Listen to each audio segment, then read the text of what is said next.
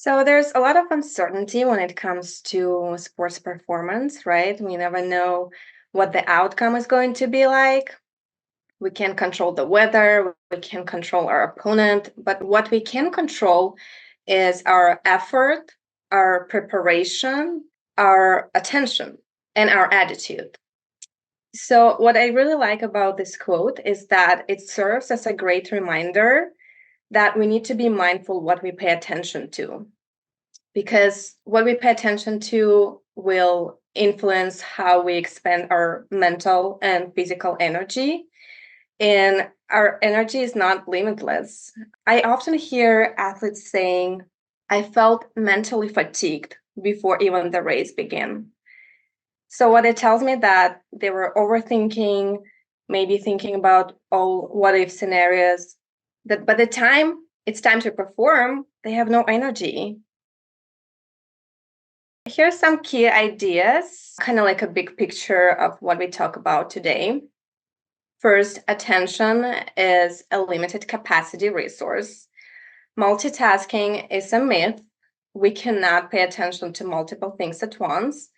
And even if you think you can, what you're actually doing is you're shifting your focus from one task to another.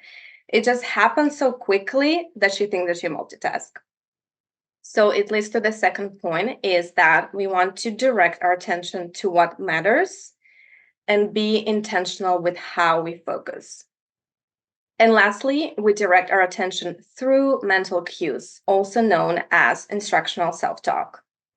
And if any of you have ever attended a workshop on flow state, you have probably heard them talking about eliminating as many distractions as possible so you can achieve that high focus by just focusing on one task at hand.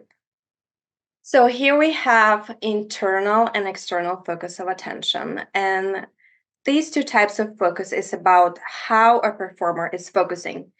So when we focus externally, we direct our attention to the outcome of the movement. For example, you can say to yourself, smooth and steady when it relates to your pace control. You want to control your pace, simple instructions, smooth and steady. You don't tell yourself all the little details how to run. And it allows your body to figure out itself how to move. So the internal focus, on the other hand, can be directed to the motion of the body itself or the thinking process. So when it comes to the motion, it can be something like if you want to make some changes in your form, you can remind yourself about how to move your arms or how to rotate your hip. And in terms of the thinking process, you might think about a recent injury and how it's going to impact your performance today. And again, all what if scenarios. So here, this focus allows one to focus on the feature of the body. So we can think of external as the whole body movement and internal just the part of the body movement. So internal focus can be detrimental when it comes to well-learned and automatic movements because it doesn't require you to attend those little details of the movement. And some of you have probably heard of a term choking or paralysis by analysis. That happens when a performer who knows the skill really well starts to think how to do the movement and starts to try really hard. And that disrupts that movement because they just become lost, like, oh, what am I doing? So, however, internal focus can be beneficial when we are learning new skill and we really want to understand the biomechanical movement. Also, when we refine an existing skill, let's say you're not happy with your current technique and you want to make some tweaks. So you might be using some internal focus to remind yourself about those little things you're trying to change. So what does research tells us about these two types of focus? Research suggests that we use external focus of attention to accelerate motor learning, right, physical skills, and also it enhances sprinting performance. It is said that even a single instructional cue can impact the whole body coordination. So now we're going to do some activities to really understand how these two types of focus play out. I'm going to ask you to raise your arms over your head and bring them back down. Now, I want you to press up as you would if you were opening a heavy roll-up garage door. And now, I want you to reach up just like you lost the hold of the balloon that's flying away. Have you noticed the difference in your movements? Right? You probably tried harder during the second trial to open that heavy door, and then you maybe tried a little quicker, a little higher for the last attempt. So during the first trial, I directed your focus internally, right? Move your arms. The second trial was about the outcome, like the heavy door. I'm not telling you anything about how to move your arms. And the last one, I used an analogy. So I learned the last two cues from this book by Nick Winkelmann, The Language of Coaching. He talks about how analogies can help unlock complex movements because it's really easy for our brain to understand those analogies and figure out how to move the body. We're going to try another fun activity. We're going to do a horizontal jump, and it doesn't have to be a full force jump. It can be really small, but I just want you to experience how two different types of focus can influence your movement. So I would ask you to stand up, set your feet so they're slightly wider than shoulder width apart. Drive your hips down and back.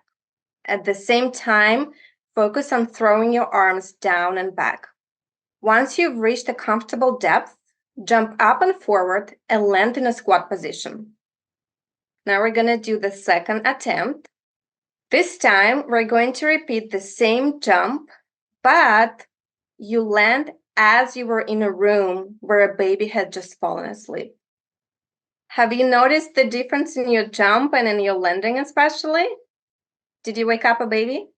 And again, I didn't tell you anything about how to move your hips or knees or ankles. Your brain just figured out how I need to land so I don't wake up the baby. So you can see how these analogies can help your brain to figure out the movement. So shortly, we'll talk more about how you can utilize this type of focus in running. But right now, we have two more types of focus, which are associative and dissociative focus of attention.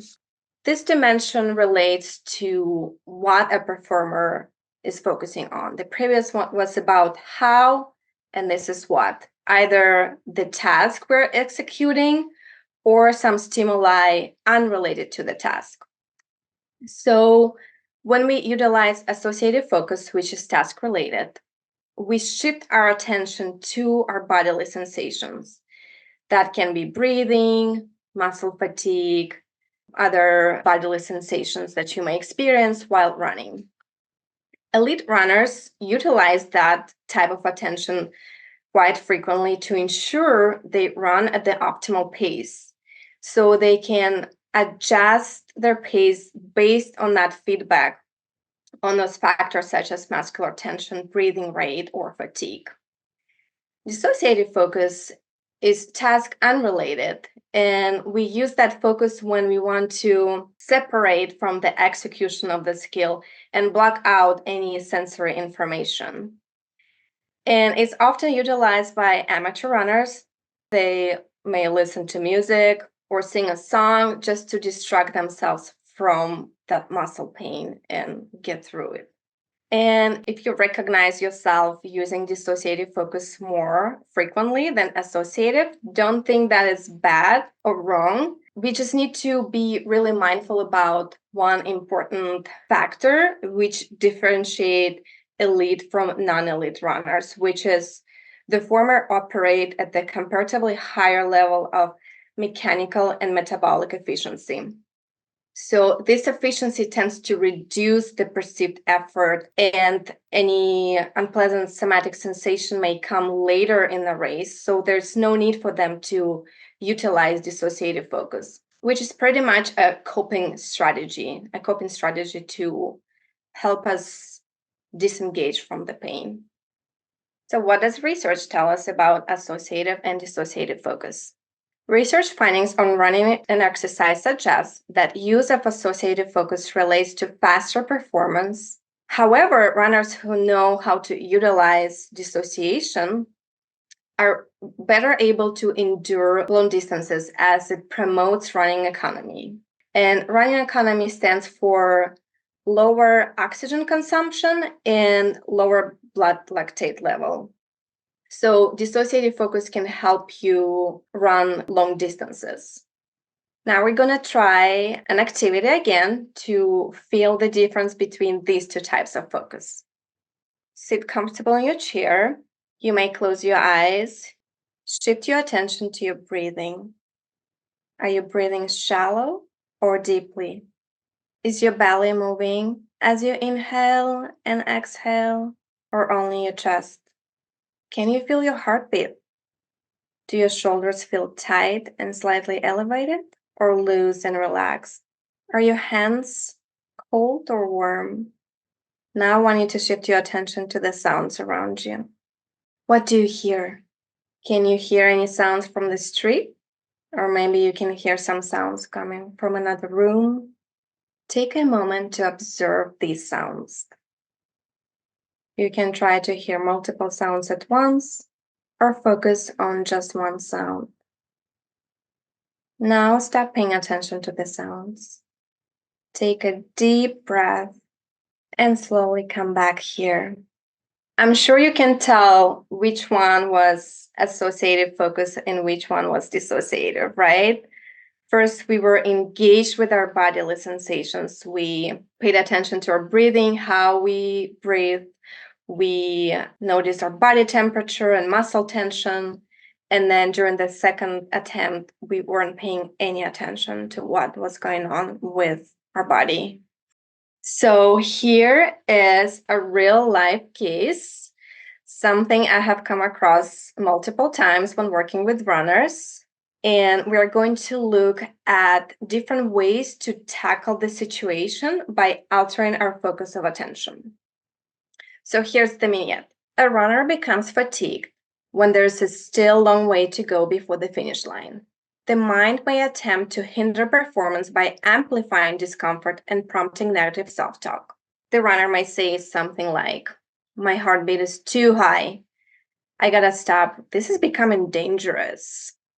Luckily, you all have your wearable devices so you can get that instant feedback and know whether your heart rate is within a safe range or not. So if it is within the safe range, we can employ different strategies. For example, the first strategy is using external focus. We can shift our attention to something in the environment ahead of us. For example, we can look at the landmark or a fellow runner and concentrate on getting to that point. Our entire focus is what is happening ahead of us. So that can help divert attention away from those unpleasant bodily sensations. The second type of focus is dissociative, right? We can distract ourselves from our bodily sensations by watching the scenery, singing a song, visualizing ourselves crossing the finish line, and that can also help us exert more effort and feel more motivated. And lastly, we can employ associative focus. We can do that by taking deliberate steps, engaging with our body, regulating our heart rate, calming ourselves down, practicing deep breaths, and at the same time using some positive self-talk to reframe ourselves from phrases like, "This is too dangerous, I'm going to die right now." We are reminding ourselves that we are ready for the challenge, we trained for it, and we are strong and capable. There's also mindfulness, moment by moment attention, but it's out of scope of this presentation, so I won't go into details, but you can definitely look it up. So in terms of the research suggestions, for amateurs runners, it would probably be more beneficial and effective to use either external focus or dissociative focus. But you can try them all and play around and see what works well for you. So here are some takeaways I want you to walk away with. First, focus on one thing or cue at a time. Don't tell yourself 5 cues at a time because your brain will not pick up anything out of it. Our attention capacity is limited also, remember about that. Your pre-race routine make sure you have some steps to follow so you stay focused and avoid any mind wandering or thinking about what if scenarios that consume a lot of energy. There's a time and a place for each type of attentional focus. One is not better than the other. It really depends on your skill level and what is being attended. So we can think of internal cue as a body focus. You're zooming into something specific, like, for example, squeeze your glutes, engage your core. It is helpful when we learn new skills or refining existing skills. So external focus, you're zooming out and thinking about an outcome. For example, jump higher, allowing the body to do what it needs to do in order to achieve that desired outcome. And it's helpful when we perform because it's not the time to change or improve anything. It's time to execute. So our cues have to be tailored accordingly. For short distance running, it is suggested to use more of external focus. If you run sprints, this is the type of cue you want to tell yourself at the start line. And for long distance running, it is suggested to use more of associative, dissociative focus. Although, as we looked at the previous example, you can use also external focus of attention, depending on the situation. What happens is usually they underperform because there's just so much in their head. They're not actually in the moment performing. They're overthinking every movement they do. So this is why for well-learned skills, we want to walk away from that internal focus and cue ourselves with external cues.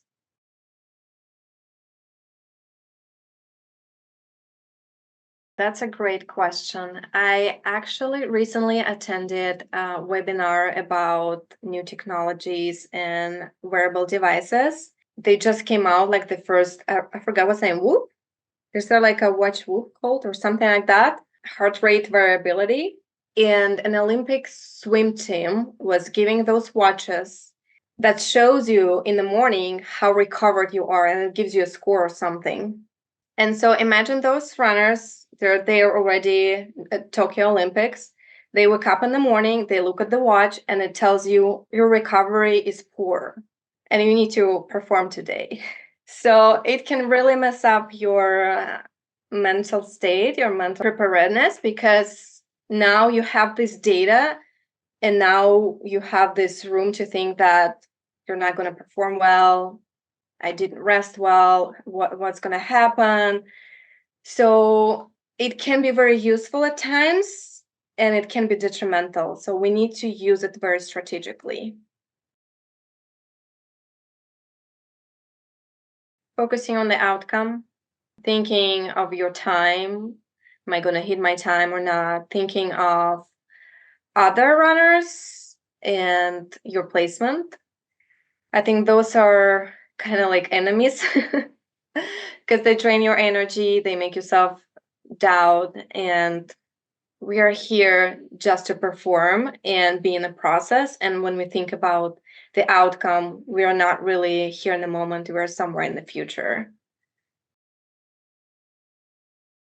I actually worked with one runner. We designed like a map. We drew a map of the course and we came up with some different checkpoints throughout the race that he could do.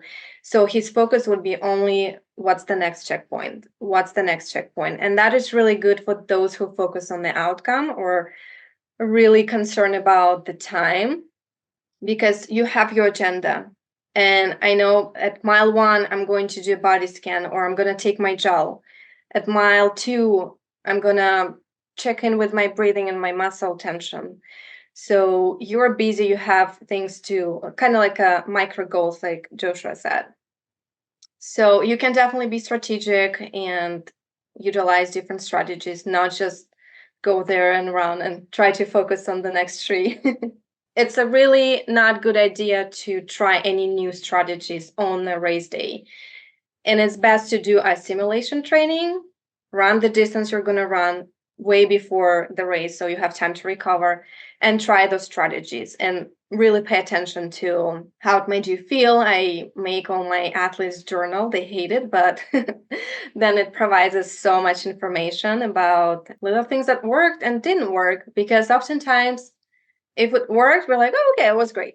But what was great? Let's talk about it. Or if it was terrible, they're like, oh my God, everything was terrible. So Yeah. let's break it down and like see exactly what didn't work and what worked.